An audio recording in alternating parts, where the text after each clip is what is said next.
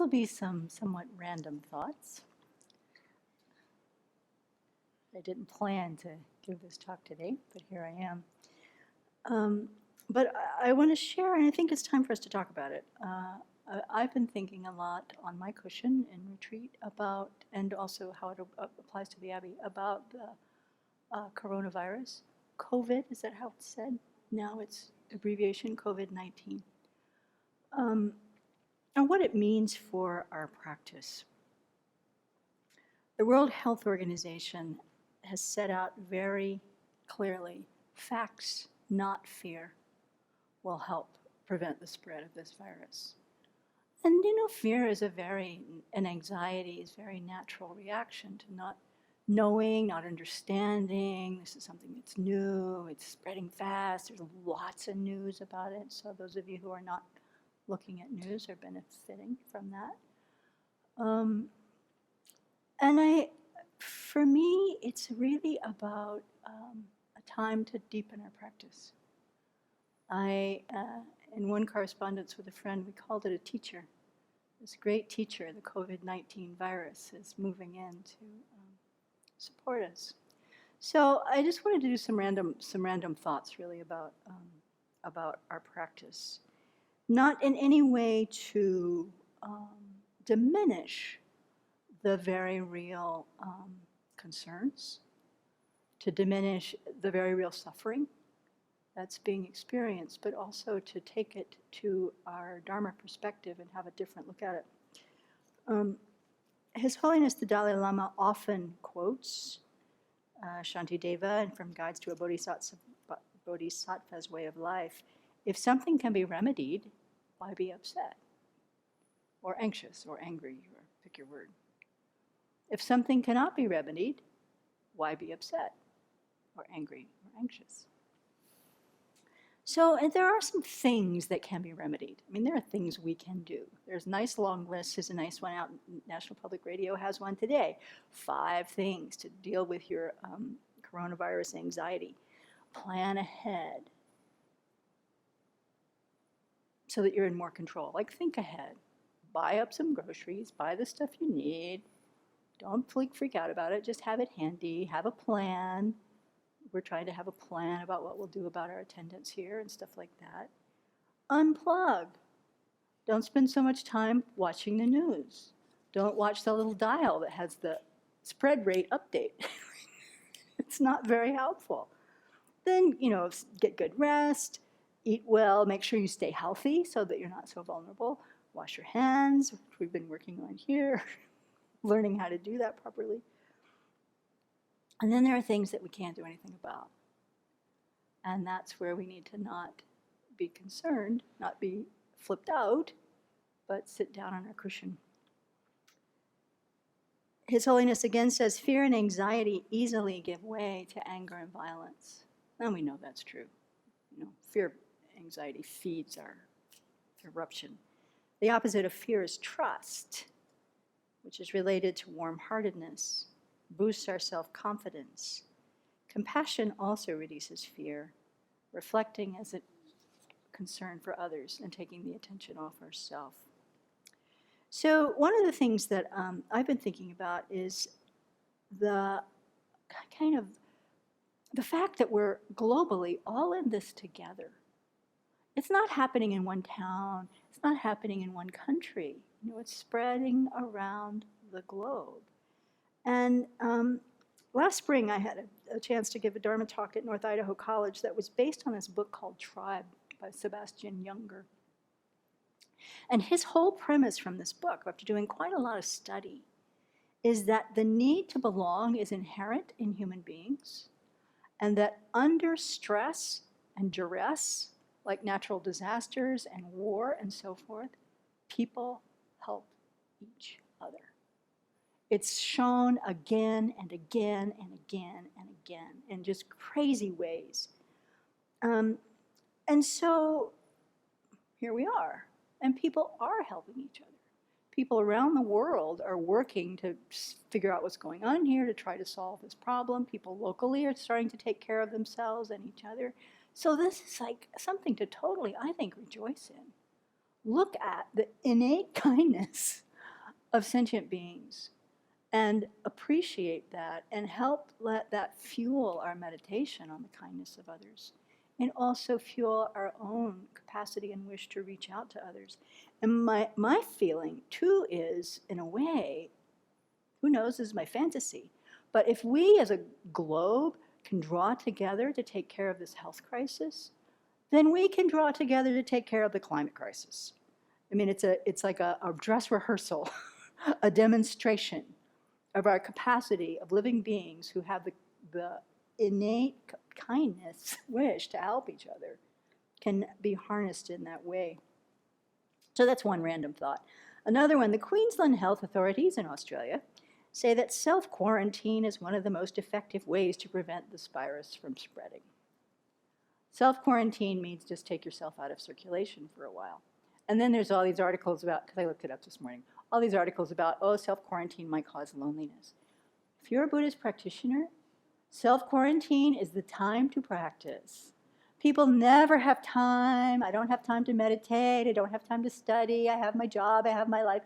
Okay, now we have a sort of a good excuse to stay home, to study, to watch videos, not binge watch Netflix, but you can binge watch all kinds of Dharma videos online and really take the time to study and reflect and go deeper in your practice. It can be a real blessing. So that's one. Another one is to use this time, as has been really coming up for me lately, is to reflect on death and impermanence. Now, if your mind flips out at that very thought, then okay, then don't go there. That's true for some people.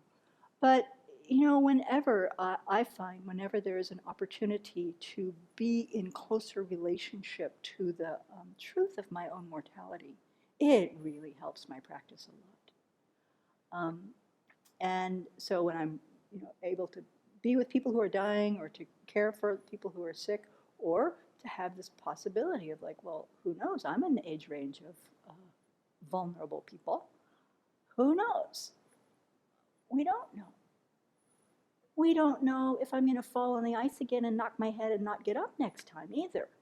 I mean, so this is an important and useful tool to help us as Buddhists look at where we are in relationship with the truth of impermanence, with our own mortality, and how is our mind right now? And how are we using the opportunity that we have this very moment to enrich our lives? This is also a great time to cultivate compassion. Not to just catch ourselves. Oh, am I going to get sick? Is my family going to get sick? What's, you know, get a step off of the personal and actually broaden our mind to be thinking about the suffering of all the beings involved. And this is really gross suffering. We're not even looking at the subtle experience of being in samsara that we all have, except for the element that we are all subject to sickness, aging, and death. So to use this opportunity, to use this fear to expand the mind and to expand the thought, this is, wow, this is the nature of samsara. Look how many people are affected. Look how I'm just like them. Look how dependent I am on them. Can I have compassion? Can my compassion grow in relationship to each of these beings? And it's a beautiful time to practice doing the taking and giving meditation. You know, that's so often given as an antidote for when we're sick.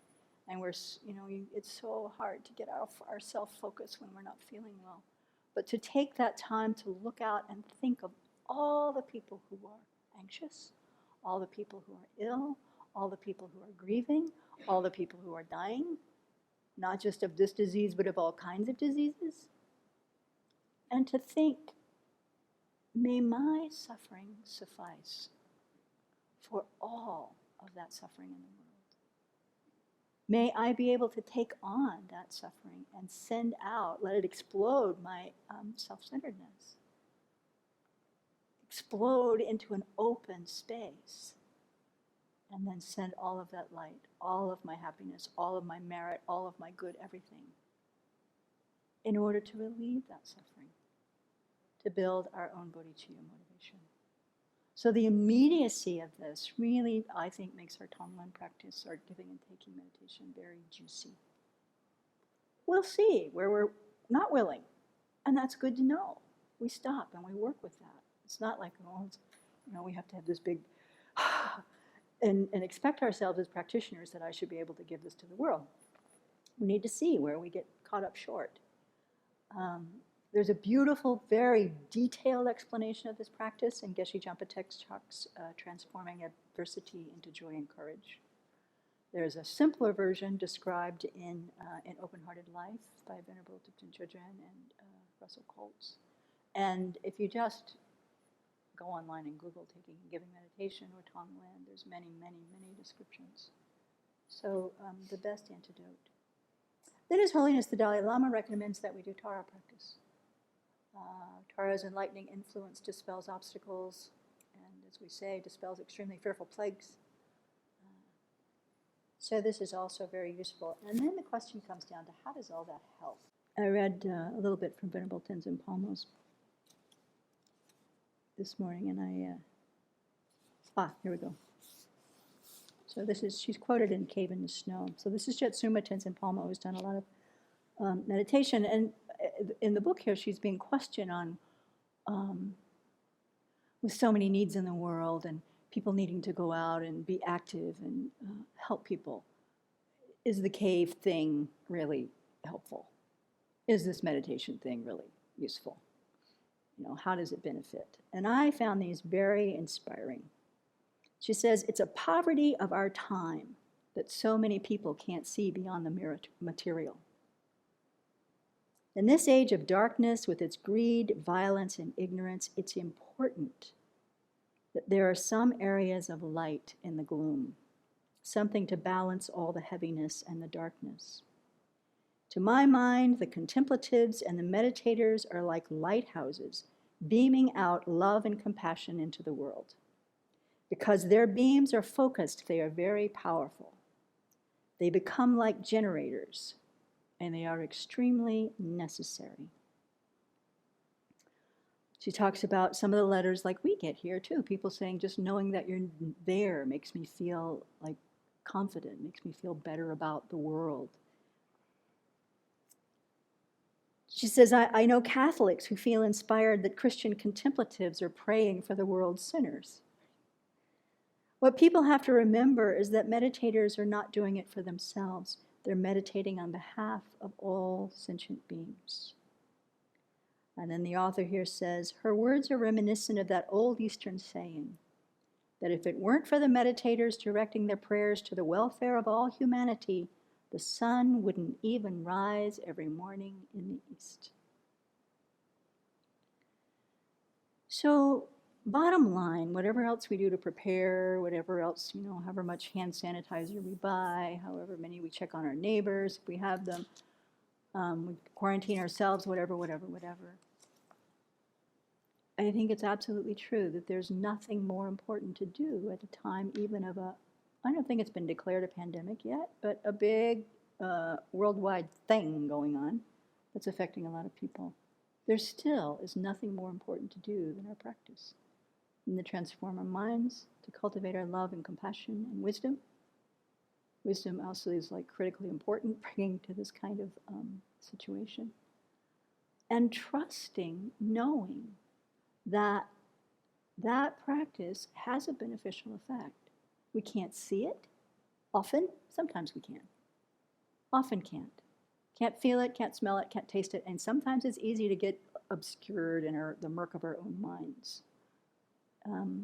But to turn again and again and again to the resources that we have here that said, yes, it is beneficial to the world now. It is beneficial in the future. We're planting seeds for our own awakening.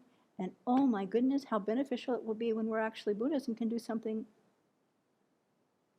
omnisciently, spontaneously, skillfully, with all wisdom, compassion, and love is all that's left in our minds. So what better else is there to do?